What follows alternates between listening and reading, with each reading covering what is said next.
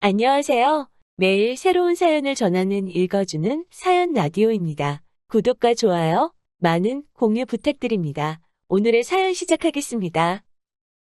안녕하세요. 가진 것 다 다른 자식들 퍼주시고 이제 와서 저희랑 살겠다는 어머님과 엮는 30대 부부 중 아내예요. 남편과는 직장 생활을 하면서 알게 된 사이입니다. 같은 부서는 아니었지만 큰 프로젝트를 같이 진행하게 되면서 서로 알게 되었어요. 이후로 특별한 계기가 있던 것은 아닌데 서로 점점 가까워졌고 그러다 본격적으로 사귀기 시작한 건 지금으로부터 6년 전입니다. 이후로 딱히 숨기지 않고 연애를 했어요. 회사가 다행히 사내 연애를 장려하는 분위기라서 가능했던 일이었지요. 그러다 재작년 결혼을 했는데 그때는 이렇게 될 거라고는 상상도 못했네요. 저는 서울에서 차로 8, 9시간은 걸리는 지방에서 나고 자랐습니다. 친정 부모님은 농사를 지으시는데 땅은 2만 평 정도고 여러 작물을 다루십니다. 일할 사람이 없어서 외국인 노동자들을 쓰고 계시고요. 돈은 제법 되는 걸로 알아서 친정아버지도 농담처럼 회사 다니다 힘들면 때려치고 내려와서 농사나 지어라 하시는데 그럴 때마다 친정어머니는 아주 질색을 하시지요. 저는 저희 부모님 직업을 부끄럽게 생각해 본 적은 한 번도 없습니다. 하지만 서울에 있는 대학에 합격해 상경하게 된 이후로 서울 사람들이 농사에 대해서 저와는 조금 달리 생각하고 있다는 걸 알게 되었어요. 어쩌다 친정 부모님이 농사를 짓는다고 하면 다들 돈은 안 되고 힘든 일을 하신다고 생각하는 눈치더라고요. 처음엔 그런 반응이 속상해서 그런 편견을 바로 잡아주고 싶은 마음에 이렇게 저렇게 구구절절 설명을 하기도 했는데 그래도 별로 달라지는 것도 없고 저도 힘들더라고요. 그래서 요새는 그냥 농사 지으신다 이야기하고 이후로 상대가 어떻게 생각을 하건 말건 관심을 두지 않는 편입니다. 반면에 저희 남편의 경우 서울에서 2시간 정도 떨어진 곳에서 나고 자란 사람이에요. 아버님, 어머님 두 분이 같이 식당을 하셨는데 한때는 TV에도 나오고 했을 만큼 인기가 있었던가 봐요. 그런데 그 식당을 다른 자식들하고 상의도 없이 몇 년 전 아주버님한테 넘겨주셨답니다. 저희 남편에게는 위로 4살 많은 형과 아래로 2살 어린 저와 동갑인 신우가 있거든요. 그런데 저희 남편과 달리 아주버님이 오랫동안 진로를 정하지 못하고 방황을 했던 모양이에요. 그렇다고 아버님 어머님이 그걸 보고만 계셨던 건 아니고 이거 배운다 하면 돈 대주고 저거 배운다 하면 돈 대주고 그러셨다는데 그럴듯한 결과를 한 번도 낸 적이 없었답니다. 감옥은 돈만 몇 천은 될 거라대요. 그리고 그 와중에 장가도 갔는데 벌어놓은 돈이 없으니 무슨 돈으로 장가를 갔겠어요? 그 또한 전부 저희 아버님 어머님 주머니에서 나온 돈이었지요. 그런데 문제는 장가까지 간 아주버님이 밥벌이를 못하니 형님이 같이 사내 못 사내 하고 난리를 쳤던가 봐요. 그러니까 그 형님 달래준답시고 아버님 어머님이 하시던 식당마저 기어이 아주버님한테 넘겨주신 거지요. 그리고 여기서부터 저랑 남편이 화가 나는 부분인데 잘 되는 식당을 물려받았으면 책임감을 가지고 이끌어 나갈 생각을 해야 하잖아요? 그런데 툭 하면 이래서 문 닫고 저래서 문 닫고 재료 손질하기 까다롭다고 메뉴를 홀딱 없애고 그러니까 가게가 금방 내리막길을 걷더라고요. 그래도 어떻게 또 막판에 어머님 아버님이 마지막 당신들 노후자금 다 끌어다가 대주셔가지고 용케 문은 안 닫았는데 전 솔직히 시간 문제라고 봅니다. 신우도 사는 건 녹록지 않은 모양새였어요. 남편보다 어린 신우였지만 대학 졸업 후 동네 작은 회사에서 일 좀 하다가 바로 시집을 갔거든요. 결혼하자마자 애 갖고 그래서 회사 관두고 이후로 애를 연년생으로 둘이나 낳으면서 완전히 전업주부가 되었다대요. 그리고 신우 남편은 동네에서 작은 카페를 하는데 처음엔 괜찮았던 모양이에요. 하지만 신우 남편이 카페 열고 2년이나 지났나 그 즈음에 바로 옆 건물에 대형 프랜차이즈 카페가 들어왔답니다. 뭐 그래도 작은 카페 찾아주는 손님들이 있긴 해서 이래저래 버티고는 있는데 매번 죽는 소리가 장난 아니에요. 그리고 어머님 아버님이 도와주신답시고 대출까지 받으셨다 들었습니다. 말로는 신우가 갚는다고 했는데 누가 갚고 있는지 그 속을 누가 알겠어요. 이런 모든 사정을 결혼 전에 알았다면 제 결정이 좀 달라졌을까요? 그럴지도 모르지요. 하지만 결혼 전에는 그저 어머님 아버님이 식당을 하시고 TV에도 나왔다 해서 더 깊게 파고들 생각을 못했어요. 식당에 가보시면 알겠지만 내부 인테리어도 그렇고 제법 그럴듯하거든요. 그리고 아주버님이나 신우 다 가정 꾸리고 잘 산다 하는데 제가 솔직히 어떻게 해놓고 사는지 뭘 먹고 사는지까진 따질 수 없잖아요? 그저 가족들 다 자기 밥벌이는 하고 사는구나. 그럼 됐다 싶었네요. 남편하고 저 두 사람만 놓고 봤을 때는 솔직히 비슷비슷한 조건이기도 했고요. 결혼할 때 시댁으로부터 도움은 전혀 받지 않았습니다. 지금에서야 생각해보면 남편이 먼저 성인들이 결혼하는 건데 부모님 도움을 받는 건 아닌 것 같다. 반반이 어떻고 저떻고 한 게 다 쉬운 건가 싶기도 해요. 어차피 아버님 어머님은 저희를 도와주실 형편이 못 되었으니까요. 하지만 그때는 남편이 하는 말이 그럴듯하다. 일리가 있다 싶었어요. 그리고 어쨌든 저희 부모님도 농사로 힘들게 돈을 벌고 계셨으니 저도 손 벌리고 싶지 않았고요. 친정 부모님은 그래도 아무것도 안 해가면 시부모님 눈밖에 나지 않겠냐며 예단 비용으로 2천만 원을 주셨는데 솔직히 그 돈은 제가 중간에서 가로챘어요. 가로챘다기보단 원래는 결혼 준비로 바빠서 신혼여행을 다녀온 뒤 친정 부모님하고 다 같이 모이는 자리를 만들어서 전해드릴 생각이었거든요. 어쨌든 저희 부모님이 큰돈 쓰시는 건데 체면 좀 살려드리고 싶었으니까요. 그런데 어머님이 그 복을 당신 발로 차시대요. 무슨 말이냐 하면 여기에도 얽힌 이야기가 있는데 저희가 반반 결혼을 하는 걸로 이야기가 된 이후 결혼 준비 자체는 큰 문제 없이 진행되고 있었습니다. 집은 남편과 제가 모아둔 돈을 합치고도 부족해 대출을 받아서 서울에 있는 아파트 전세로 일단 들어갔어요. 집뿐만 아니라 혼수도 그랬지요.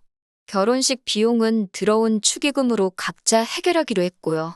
그런데 결혼식 당일날 어머님이 급하게 쓰실 곳이 있다며 축의금을 달라고 하시대요. 결제는 해야 되는데 어머님이 옆에서 계속 축의금 타령을 하시니 정신도 없고 그래서 일단은 알겠다 하고 빌려드렸습니다. 사실 결혼식도 말이 나와서 말이지만 시댁 사정에 맞춰서 시댁이 있는 지역, 저에게는 아무런 연고도 없는 곳에서 하게 되었어요. 신부인 제가 불편한 건 차치하고라도 그러면 일단 저희 친정 부모님부터 시작해서 멀리서 오는 저희 쪽 하객분들이 탈 버스 대절 비용이라던가 그런 건 시댁에서 해주셔야 하잖아요. 그런데 안 해주셨어요. 이 핑계 저 핑계 대시면서 저도 나중엔 치사해서 말도 안 꺼냈지만요. 그런데 그런 와중에 축의금까지 그렇게 가져가시곤 언제 주실 거냐 물으니 그 돈은 당신이 그간 뿌린 돈을 수거한 거나 마찬가지라며 못 준답니다. 황당했지요. 솔직히 하객 대부분은 남편 하객이었으니까요. 그리고 더 황당한 건 그렇게 가져간 축의금을 알고 보니 아주버님한테 주셨더라고요. 아주버님이 그때 마침 급하게 식당 일로 돈이 필요했다나요? 말로는 1,000만 원도 안 됐다는데 1,000만 원이고 500만 원이고 돈은 돈이잖아요. 며느리로서 이렇게 말하자니 그렇지만 어머님도 아주버님도 괘씸해서 예단으로 드리려던 2,000만 원 안 드린 거예요. 이후로 솔직히 저나 남편이나 시댁 식구들하고는 뭐 크게 교류가 없었습니다. 물론 매달 어머님 아버님 쓰시라고 30만 원씩 용돈 보내드렸고 명절이나 시부모님 생신처럼 저희 도리를 해야 하는 날은 챙겼지만요. 그 외엔 가족 모임이라던가 그런 건 굳이 나서지 않았네요. 그러다가 아버님이 저희 결혼한 지 2년쯤 되던 해에 간암 판정을 받으셨어요. 그리고 뭐 제대로 손 써볼 여유도 없이 한 달도 채 되지 않아 돌아가셨지요. 이때는 뭐 그동안 서운했고 그런 걸 떠나서 다들 상심이 컸고요. 그런데 아버님 장례 치르고 처리해야 할 일들이 어느 정도 마무리가 되었을 무렵 어이없는 이야기를 듣게 되었습니다. 아버님이 돌아가시기 며칠 전 유언을 남기셨다는 겁니다. 아주버님네, 신우네, 어머님만 모여있는 자리였다나요? 저희는 그런 모임이 있는 줄도 몰랐고요. 그런데 아버님이 하셨다는 유언 내용이 가관이었습니다. 아버님이 어머님더러 당신 죽으면 꼭 둘째 아들래, 그러니까 저희 집으로 가라고 하셨다는 거예요. 그 이야기를 듣자마자 저도 모르게 왜요. 소리가 입에서 절로 튀어나가더군요.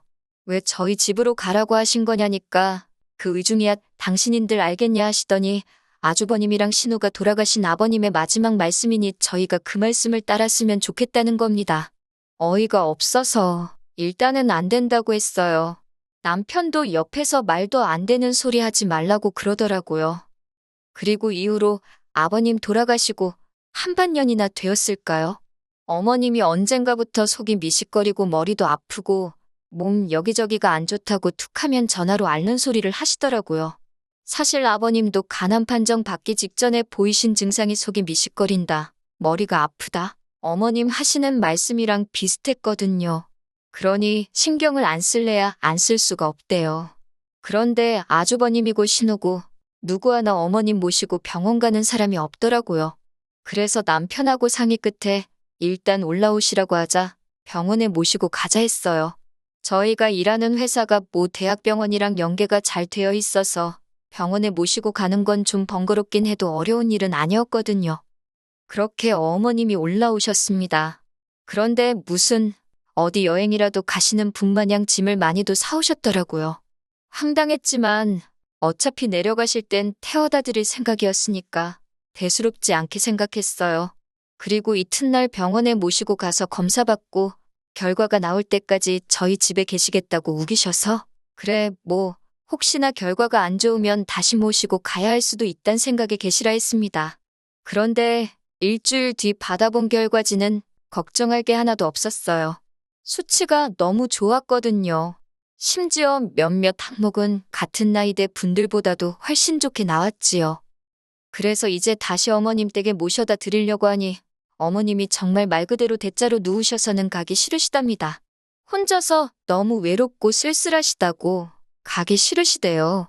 저희 집에 며칠만 더 있게 해달라고 말 그대로 떼를 쓰시더라니까요. 이러지도 저러지도 못하고 아버님 떠나시고 얼마나 외로우시면 저러시나 싶어서 매몰차게 할 수가 없더라고요. 그래서 일단 며칠 더 계시라 했어요. 이땐 남편도 무척 저에게 미안해했고요. 그런데 어머님이 계시니까 신경 써야 할 게 한두 개가 아니더군요. 먹는 것부터가 문제였지요. 저나 남편은 아침엔 입맛도 없고 해서 커피 한 잔만 마시고 점심은 회사에서 먹고 저녁도 보통 만나서 밖에서 먹고 들어오거나 그랬거든요. 그런데 어머님이 집에 계시니까 저희 원래 지내던 방식으로 지낼 수가 없어서 어쩔 수 없이 반찬을 하기 시작했어요. 사정을 들으신 친정어머니가도 좀 보내주셨고요. 맞벌이하는 와중에 반찬하는 것도 힘들고 친정어머니께도 죄송하고 반찬을 사다 먹는 것도 생각해봤는데 어머님께서 음식에 좀 예민하셔서 바깥 음식은 안 좋아하시거든요. 당신이 해 드시면 좋겠는데 알아서 해 드시면 모를까 며느리 입장에서 당신 손으로 만들어 드시라 할 수도 없고 여러 가지로 어려운 상황이었네요. 그리고 처음엔 한 2주만 계시겠다 했어요. 그런데 2주가 지나도록 내려가실 생각을 안 하시고 하루 더 하시면서 그렇게 버티고 계시더라고요. 그렇게 시간이 흘러 급기야 2달 가까운 시간이 흘렀고 그땐 슬슬 저도 짜증이 나대요. 그리고 결국 기어코 저를 정말 폭발하게 만든 사건이 벌어졌습니다. 사건이 있기 며칠 전 제가 친정어머니께 더는 음식을 보내지 마시라 했어요. 먹고 싶으면 제가 이야기를 할 테니 괜히 밑반찬해서 보내지 마시라고요. 처음에야 어머님 드시는 게 신경 쓰여서 어쩔 수 없이 친정어머니 도움도 받았지만 한 달이 넘어갈 때부턴 어머님 때문에 친정어머니 고생시키는 게 말이 되나 싶었거든요. 그리고 그러나 중에 어머님이 언젠가부터 친정어머니가 보내주시는 반찬을 가지고 투정을 하시대요. 너희 어머니는 맨날 똑같은 거밖에 못하냐면서. 그런 소리 듣고 좋다 할 며느리가 세상 천지 어디 있겠어요? 그래서 친정어머니한테 더는 보내지 마시라 한 거예요. 그런데 제가 이야기하고 얼마 지나지 않아 친정어머니가 또다시 기어이 김치부터 시작해서 음식을 한가득해서 보내주셨더라고요. 그리고 선물 들어온 거라며 조기에 한우에 직접 농사 지으신 나물에 이것저것 잔뜩 챙겨서요. 택배가 금요일 낮에 도착했다고 연락이 왔고 냉장고에 넣어야 할 것도 있었으니 어머님더러 받아서 냉장고에 좀 넣어달라 했습니다. 지난번엔 홧김에 이제 보내지 마시라 했지만 또 막상 친정어머니가 보내주신 반찬이 냉장고에서 저를 기다리고 있을 걸 생각하니 빨리 퇴근해서 밥 먹고 싶단 생각밖에 안 들대요. 그렇게 들뜬 마음으로 집에 돌아왔습니다. 집에 도착하니 어머님은 TV를 보고 계셨고 집은 어느 때와 마찬가지로 엉망이었어요. 치사하게 들릴지 모르겠지만 저희 어머님은 저희 집에 계시는 동안 솔직히 말해서 청소기 한 번 돌려주신 적 없고 남편 양말 한 짝 개어주신 적 없습니다. 아무튼 배도 고프고 허기가 졌지만 청소부터 해놓고 먹자 싶어서 불이 나게 집 정리를 시작했어요. 어머님은 점심에 뭘 드신 건지 설거지도 평소보다 많이 쌓여 있었고, 그래도 이래저래 정리가 끝나갈 때쯤 남편도 퇴근을 해서 집에 들어오대요. 그렇게 이제 저녁상을 차리려고 냉장고를 열었습니다. 그런데 친정어머니가 말씀하신 것과 달리 반찬들이 몇 개 없더라고요. 심지어 뚜껑을 여니 반밖에 안 찬 것도 있었고요. 그래서 어머님께 이게 전부냐 물으니 어머님이 아무렇지도 않은 표정으로 반찬이 너무 많아서 신우를 불러서 챙겨주셨다는 겁니다. 제가 황당해서 저한테 말도 안 하고 신우한테 준 거냐니까 그럼 당신이 그런 것도 저한테 허락을 받아야 하냐대요. 어이가 없어서 저희 친정어머니가 보내주신 거잖아요.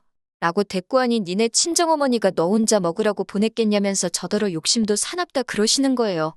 그러면서 저더러 성격을 좀 고쳐 그러는데 황당해서 말도 잘 안 나오대요. 그리고는 설마 싶어서 냉동실을 열어보니 친정어머니가 보내주셨다는 것들도 하나도 안 보였어요. 제가 조기랑 한우랑 나물 말린 건 다 어딨냐고 하니까 어차피 니들 집에서 밥도 잘 안 먹지 않냐면서 거기 신혼에는 애들도 있고 그래서 그것도 줬답니다. 얼마나 아무렇지 않은 표정으로 뻔뻔하게 말씀하시던지 황당해서 기가 차더라니까요. 저는 말 그대로 할 말을 잃었습니다. 어쩜 저렇게 뻔뻔하신가 싶고 어디부터 따져야 되나 화가 나서 머리가 안 돌아가는 느낌이었달까요. 그런데 그때 모든 상황을 지켜보고 있던 남편이 재산은 형한테 다 퍼주고 이제 퍼줄 게 없으니 우리 집 냉장고를 신우한테 퍼주냐면서 도대체 나한테는 뭘 해주려고 이러는 거냐고 빈정대기 시작했어요. 그러자 어머님께서 당신 사는 집 거기 보증금 빼서 저희 주신답니다. 저는 솔직히 그때까지 그 집은 그래도 어머님 아버님 명의로 돼 있는 줄 알았는데 반월세라는 사실을 알고 깜짝 놀랐어요. 남편이 그러자 그까짓 거 보증금 뭐 2천이나 되냐 3천이나 되냐 짜증을 내더니 그 돈 받고 독박스를 있냐면서 대뜸 어머님더러 집에 가게 짐 챙기라 그러대요. 그런데 어머님이 집 싫다 안 간다 하시니까 그러면 신혼에 데려다 준다고 빨리 옷 입으라고 윽박을 질렀어요. 저는 남편이 그 정도로 세게 나올 줄은 몰랐고 못 간다 버티시는 어머님을 보니 마음이 좋지가 않더군요. 그렇지만 남편을 말리거나 나서고 싶지는 않대요. 저도 저대로 어머님께 서운하고 맺힌 게 있었으니까요. 어머님이 이런 법이 어딨냐. 네 아버지 유언 못 들었냐. 어떻게 네가 나를 내쫓냐며 못 간다고 버티시는데 이게 다 무슨 꼴인가 싶고 한숨만 나오더군요. 그래도 결국엔 남편이 어머님을 끌고 나갔습니다. 그리고 베란다에서 내려다보니 남편이 기어이 어머님을 차에 태우더라고요. 그리고 곧이어 남편이 전화로 저한테 어머님 짐 가지고 내려오래요. 전 그때 남편이 시키는 대로만 움직였어요. 그렇게 어머님 짐을 챙겨서 1층으로 내려가니 남편은 운전대를 잡고 씩씩거리고 있고 어머님은 흐느끼고 계셨습니다. 당신이 뭘 그렇게 잘못한 거냐며 너네는 여유 있게 살지 않냐. 아주버님 내하고 신혼에는 그게 안 되니까 좀 도와준 건데 그걸 이해를 못하냐면서. 하지만 제가 보아하니 반찬을 준 게 문제가 아니라 그간 남편 가슴에 맺힌 게 있던 게 그렇게 터져나온 게 아닌가 싶어요. 그러니 더욱이 제가 끼어들 수도 끼어들고 싶지도 않았네요. 그리고 남편과 함께 차에 올라탔고 그 길로 신우네 집으로 향했습니다. 신우네 집 앞에 도착해 신우를 불러냈고 그대로 어머님을 내려드렸지요. 신우가 어머님을 보더니 놀라면서도 난처한 얼굴로 지금 이게 무슨 일이냐고 저희에게 묻길래 어머님한테 직접 여쭤보라 했네요. 그러니까 신우가 대뜸 지금 반찬 몇 개 가져가서 이러는 거냐며 신경질을 내는 게 아니겠어요? 그러자 남편이 반찬 몇 개, 어머니야 그렇다 쳐도 너는 그러면 하다못해 잘 먹겠다 연락이라도 하는 게 예의 아니냐면서 사가지가 없다고 욕 비슷하게 뭐라 했지요. 그러자 곧이어 신우 남편도 튀어나왔는데 뭘 처먹다 나왔는지 입가가 번질번질 재수 없더라고요.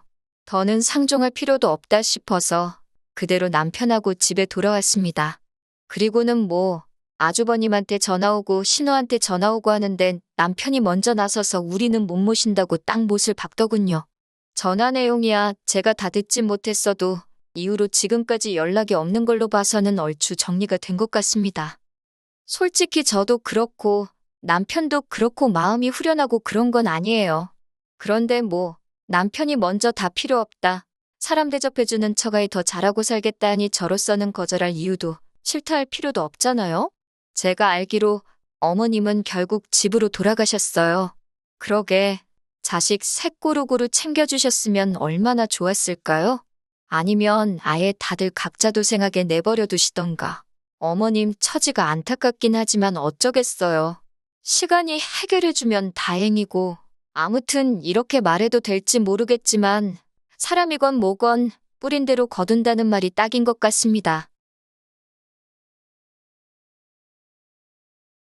긴 이야기 들어주셔서 감사합니다. 오늘의 사연은 여기까지입니다. 구독과 좋아요, 알람 설정해주시면 앞으로 더 좋은 사연으로 찾아오겠습니다.